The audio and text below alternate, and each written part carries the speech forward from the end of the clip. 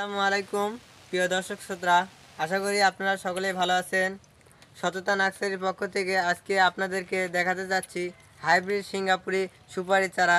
সুপারি কীরকম ফলন আসে, চারাগুলো কীরকম হয়, সুপারি কত বড়, সুপারির গঠন কীরকম, সুপারির কালার কীরকম, খাইতে কীরকম, আজকে সকল কিছু আমি আপনাদেরকে দেখাবো।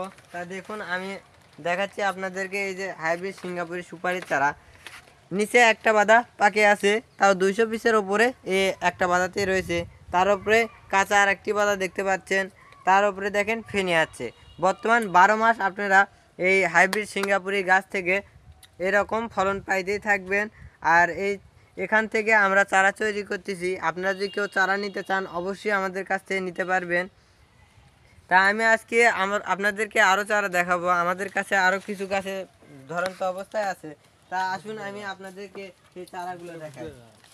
এই যে দেখতে পাচ্ছেন এখানে আরও একটা, এখানে দেখতে পাচ্ছেন প্রায় 6টি বাঁধা রয়েছে। এই গাছে ছোট্ট একটি গাছে 6টি বাঁধা এসেছে। এরকম সুন্দর সতেজ 12 মাসি চারা আপনারা যদি কেউ নিতে চান অবশ্যই আমাদের ফোন নাম্বারে যোগাযোগ করবেন। আমাদের ঠিকানা বগুড়া জেলা শিবগঞ্জ থানা। আপনারা সকলে শিবগঞ্জ থানাতে এসে এই ধরনের চারা নিতে পারবেন।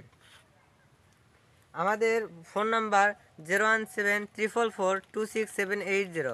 আপনারা যদি এই নাম্বারে যোগাযোগ করেন অবশ্যই আমাদের কাছ থেকে এরকম সুন্দর হাইব্রিড জাতের সুপারি চারা নিতে পারবেন। তা দেখুন আমাদের কাছে এখানে আরও একটা চারা আছে।